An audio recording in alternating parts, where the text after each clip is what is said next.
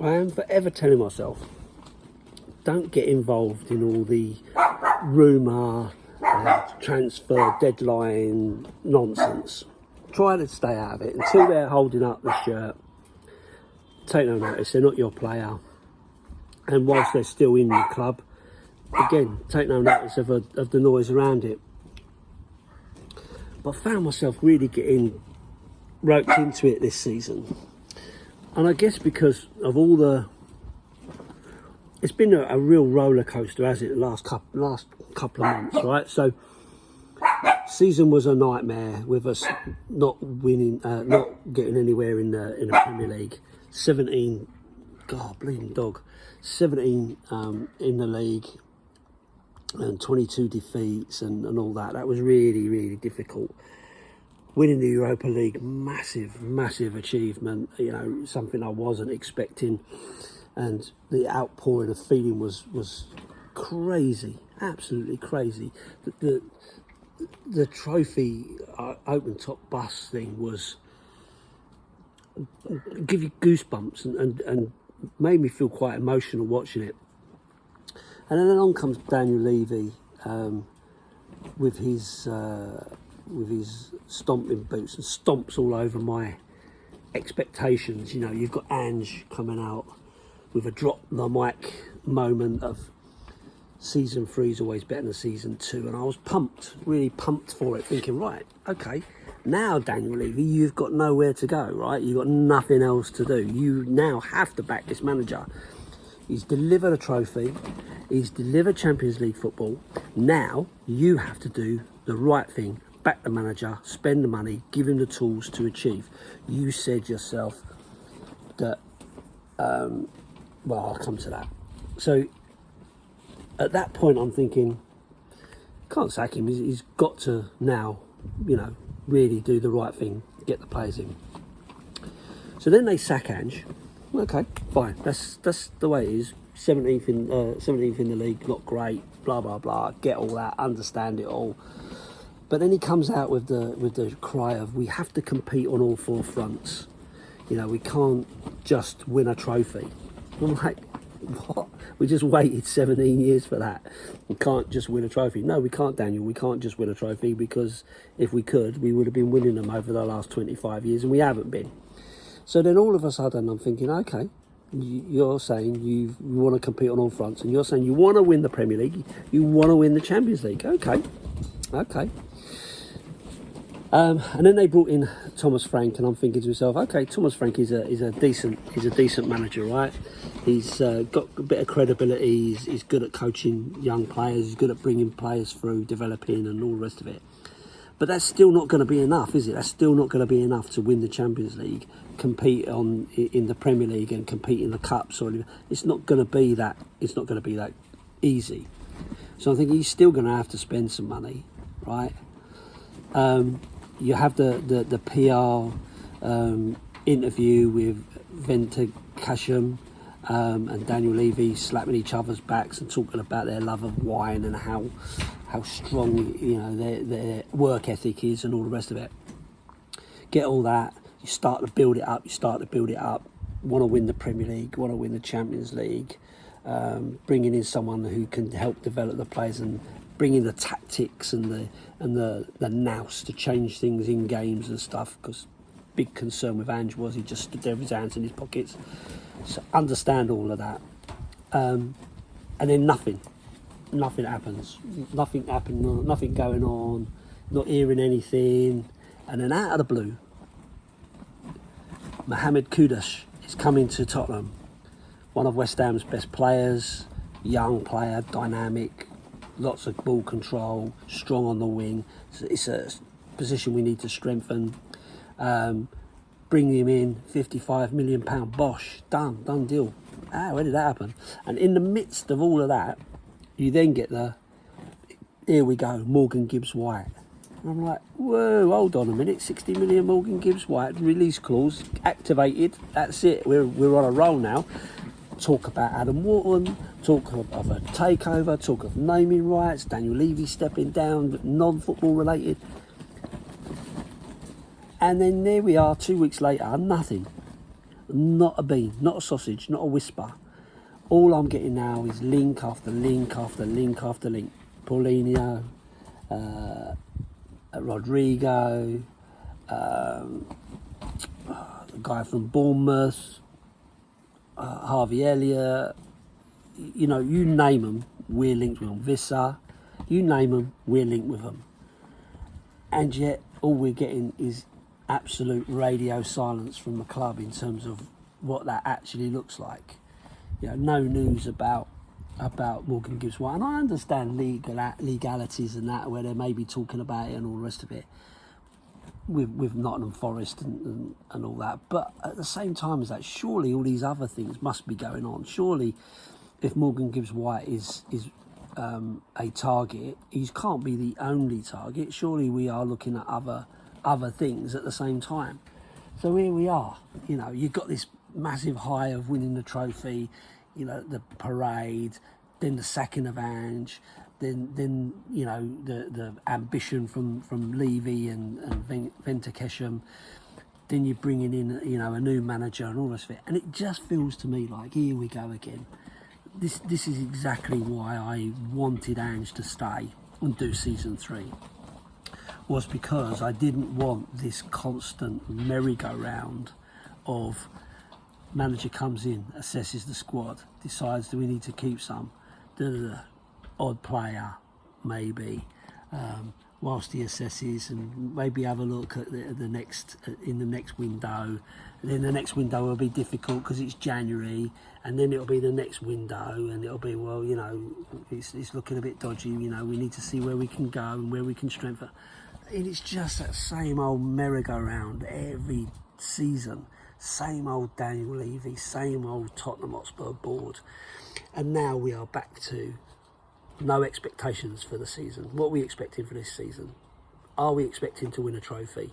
No. Are we expecting to compete in the Champions League? No. Are we expecting to win the Premier League? No. So what are we expecting? Oh, we're going to compete on all fronts. Well, what does that look like? What does that look like? A cup run. Great. We had a cup run last season. We actually got to the semi-finals of the Carabao Cup. People forget that. So that's competing on two fronts. If you're classing getting sort of quarters, semis as a competing on all fronts, that's 2 out of the 4 that we competed in. So what does it look like? You know, what is success for Thomas Frank? You know, 8th, getting back into Europe, getting back into the the Conference League. Is that success? So should we go from winning the Europa League to missing out one season, getting into the conference and maybe winning a conference trophy? And I'd love to win a conference trophy, don't get me wrong, I'd still take it. It'd be an adventure. But at the same time as that, I'm thinking, well, it's not really the expectation, is it? Or should it be? Because with Ange, I was expecting better in the Premier League, for sure, because I'm sure that he could do better than 17, because I don't believe this team is a 17th placed team. And I was hoping for, or willing us to get on and win the FA Cup. So we haven't won since 1991. And I'd love to see us really, really compete for that and try and get that. Now I'm looking at it and thinking, well, as I'm sitting here now, what are we competing for? What are we going to compete for? What are we going to try to achieve this season? Because it's just feeling really, really negative. Now, by the time this video comes out, we could get the here you go from Morgan Gibbs White. We could get, you know, the next one in. We could hear about the naming rights. We could hear about the investment. All these things could happen. They could happen, and my whole outlook will change dramatically. I will flip-flop for sure. And again, I haven't got a problem with Thomas Frank. I'll support the guy. I think, you know, tactically he makes good decisions. He knows his players. He looks like he's coaching them. You know, we're seeing all the PR videos of them, you know, running and working hard and all that sort of stuff. But at the same time as that, I still feel that this squad, as it stands, is not good enough to compete on all 4 fronts. Do you? And one player is not going to be enough in this transfer window. You've got Chelsea going mad, you've got Arsenal going mad, you've got Liverpool going absolutely crazy. You've got Man City buying all their targets. You know, you've even got Newcastle getting in the way now. Even West Ham have started chipping in with some experienced players, not necessarily the sort of players I would want, but or even that they wouldn't want, but they seem to be dipping their toe into the market and trying to strengthen where they feel they need to, and we are not, and that's a worry. That's a concern for me. I just worry that what I was thinking might happen is going to happen, and that we are just getting the wool pulled over our eyes, getting our pants pulled down yet again by, you know, Daniel Levy, the man, the free man, and the City of London. You know, is that what he's doing? Is he just, you know, fobbing us off with a, you know, one player in, and we tried FC. You know, we tried to get Morgan Gibbs White, but unfortunately it didn't work. Even though Man City are not interested in him now, they still won't abide by his release clause. Surely that can't be right. Surely that can't be right. So, yeah. So, a bit of a disappointing feeling today. I'm hoping that things will start to improve. Got the double header tomorrow with the game against Wycombe Wanderers and against Luton.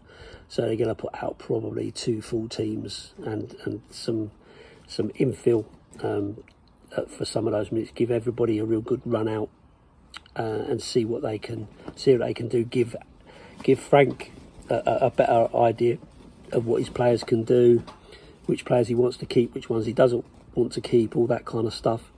Good idea. I've not seen that sort of done before, but you know, good to see. You know, we've got the players to be able to do it, haven't we? You know, be good to see. You know, the different combinations that he uses. It'd be interesting to see if we can work out which is the players that he really wants and which of the players he's testing. Because I'm assuming the players that are playing against Wycombe will be the ones that he's kind of looking at, going, okay, show me whether I should be, you know, considering you or not. Whereas the ones against Luton, you would expect to be the ones that are off to Hong Kong for the competition against the scum and against Newcastle. I don't know. I could be totally wrong. He could flip it the other way. You know, he could really mix it up and just see who's where, and kind of go from there. But yeah, it'd be interesting. To see what happens. So I'm hoping to try and catch some of those games tomorrow, if the missus hasn't got any plans for me.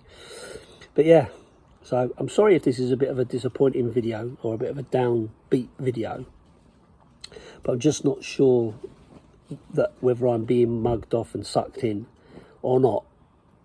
Like I said at the beginning, I really dislike the transfer window and all the hype that goes with it, all the and all that, because I don't think any of them really know anything. But I do know that, you know, Johan Langer likes to work in the shadows and keep it quiet and not sort of let anything slip until it happens, and they've been quite successful at that. So maybe there is lots going on in the background. We'll see. Time will tell. Anyway, final thought. I just wanted to ask this question of you guys who are watching my videos.